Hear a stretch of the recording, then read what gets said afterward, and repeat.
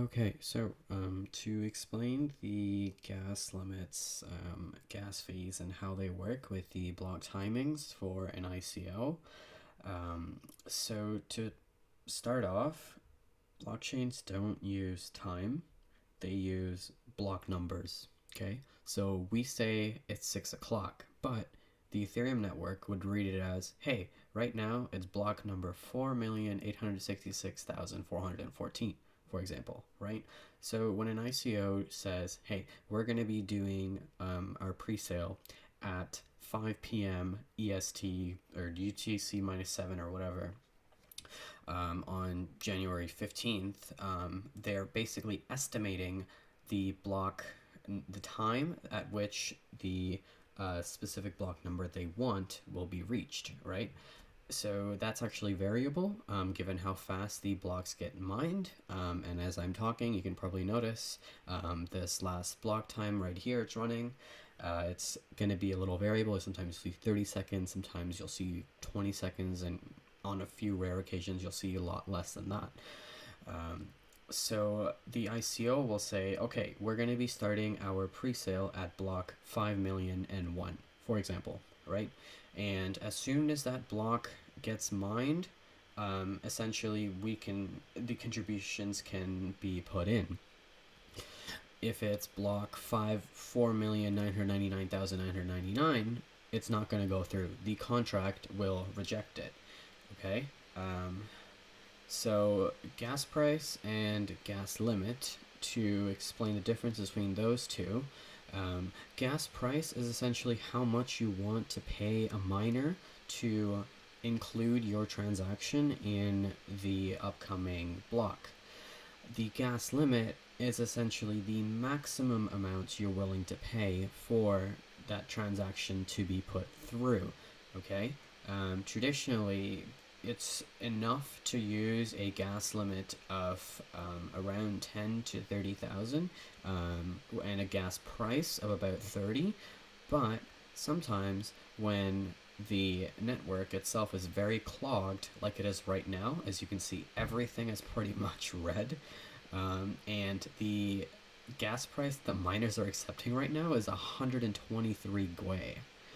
So if you put anything less than that, the likelihood of your transaction being mined in the upcoming block is close to zero. So you have to put 123 at least if you want to be included in the next block, or have a very good chance of being included. And the gas limit is saying if the transaction doesn't get mined after an X number of blocks, your money will be returned to you, essentially. That is the whole point of the gas limit. This is so that you don't use a very low gas price. So like right now we're at 123, which is the lowest the miners are accepting. If let's say you decide, I can't afford to send 123 gwei because I'm like $3 short on my Ethereum address, right? So then maybe you put 30 gwei or something. It will come back to you depending on how much the gas limit you set was. If you set a really high one, it'll keep trying and trying and trying to go through, and hopefully one or two blocks somewhere in the time after you sent, the gas price that the miners are accepting is a lot lower, and the miners are like, okay, you know what? I'll take this like cheaper fee. I'm like, all right, whatever. I'll just take this one, right? You're kind of hoping that'll happen if you use a really high gas limit. But if you use a low gas limit, you're saying, hey, I need this transaction to go through quick, and if the miners aren't accepting it, I want it to come back so that I can try a higher gas price, essentially, or just forget the transaction entirely. So ICOs, they know, well, not all, but a good chunk of ICOs now, they're using what's called a gwei cap and a gas price cap.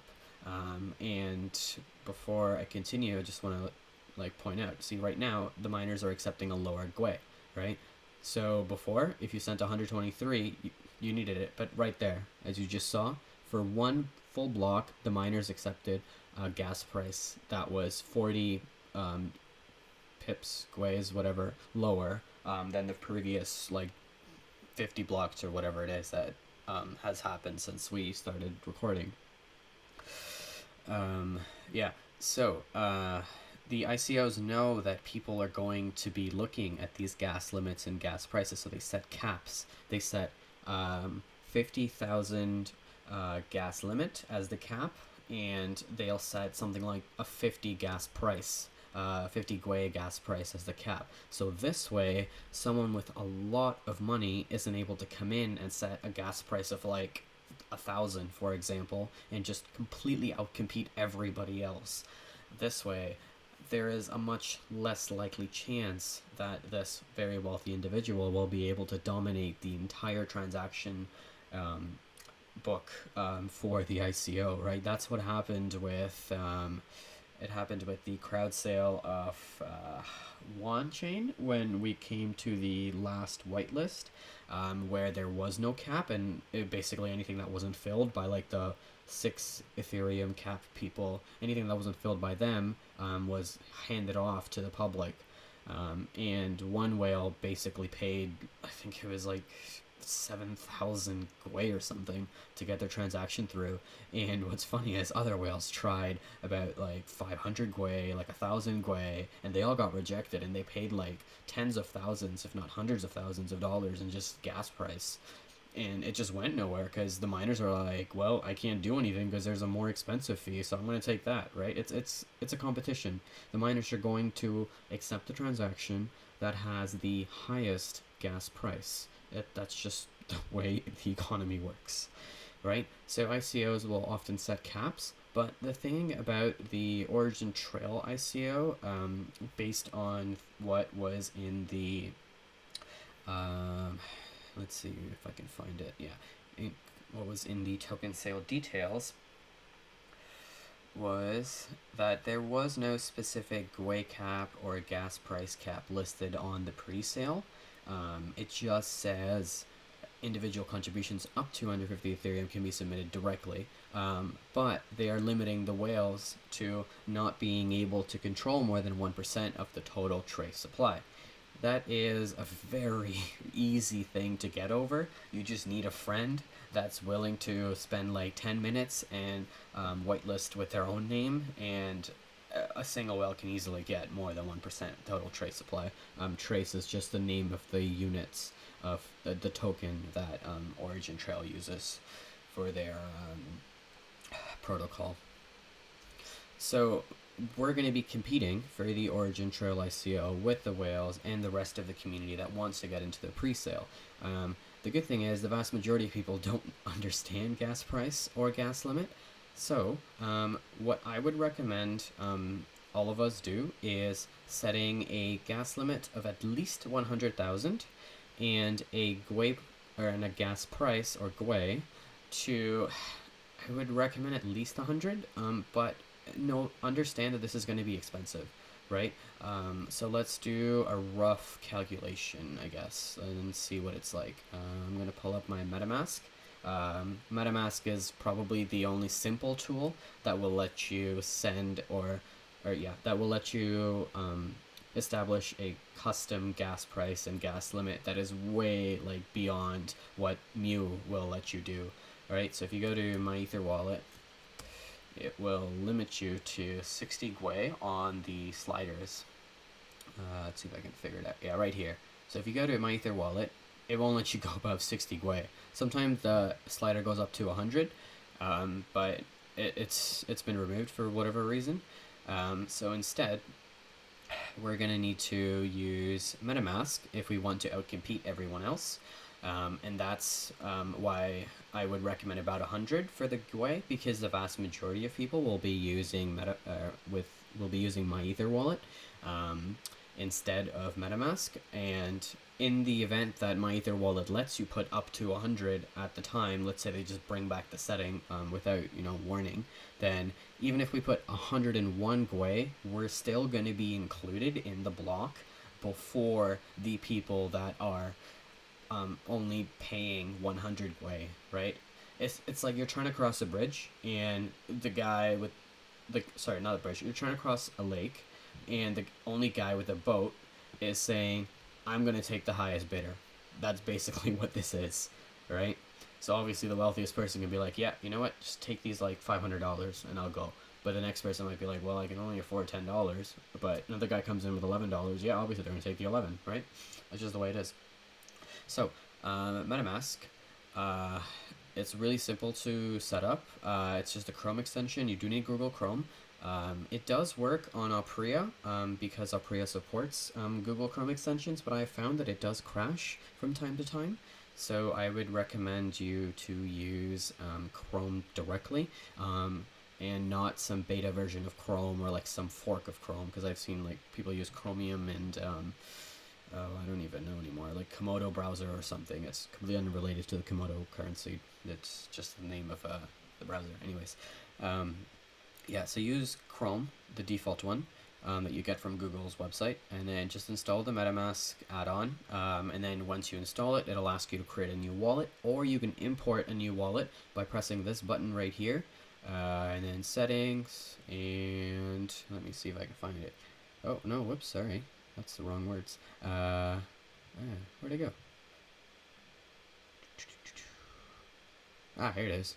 You can import an account by pressing this little button here. I was pressing the wrong one. Anyways, yeah, press import account, and then it lets you put in a private key, and you can put in the private key of your own Mew address.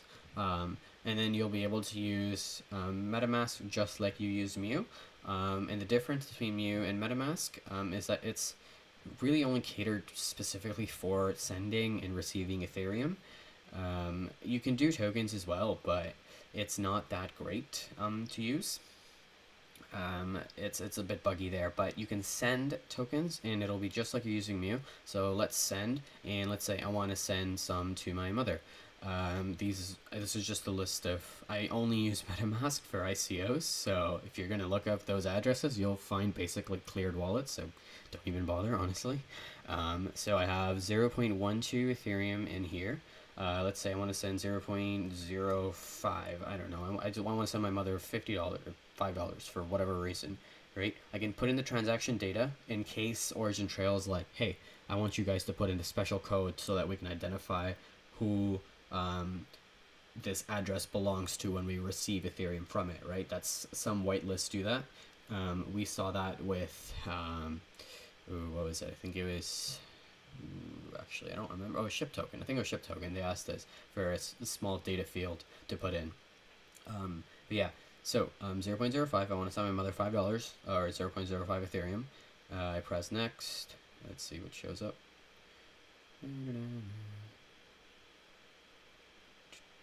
Here it is. Okay, here's the magic. Alright, you can set your own gas limit, right? And you can set your own GUI.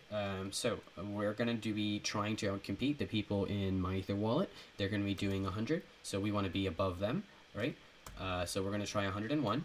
And gas limit, remember the maximum tolerance you have essentially for this transaction, or what you're willing to pay, right?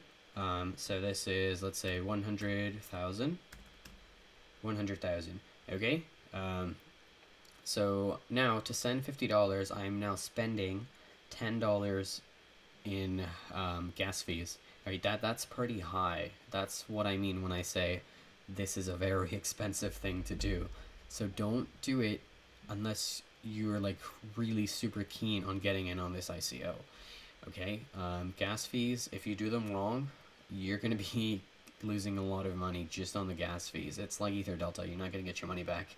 The cool thing about using MetaMask is it'll tell you exactly how much the transaction will cost. You don't see that with Mew. It's just like, oh yeah, I'm putting in these numbers and pressing send. That's pretty much all you see, right? But here, you can see that I'm spending basically 20% of my transaction, or 20% premium of my transaction value of $50 just on the gas fee, right? So this is to pretty much guarantee us into the pre-sale. It might be different if it's a lot higher, right? So if you're sending, let's say 149 Ethereum, the calculations might be different. I'm not too familiar with how the formula works. It's actually pretty complicated, last I checked. So just watch out for the ratios and only pay what you're willing to pay. Usually, this entire value does not get used unless the network is very stressed. So for example, going back to ethstats.net, right now we're seeing 132 GUI.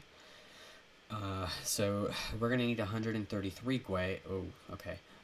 To if we want to go anywhere with this transaction, right? So we're 100. Oh, and MetaMask knows this. They already set a number of 136 as the recommended for them. So we saw 100 and what was it? 146 Gwei. Okay, wow, this is getting expensive just as we're talking.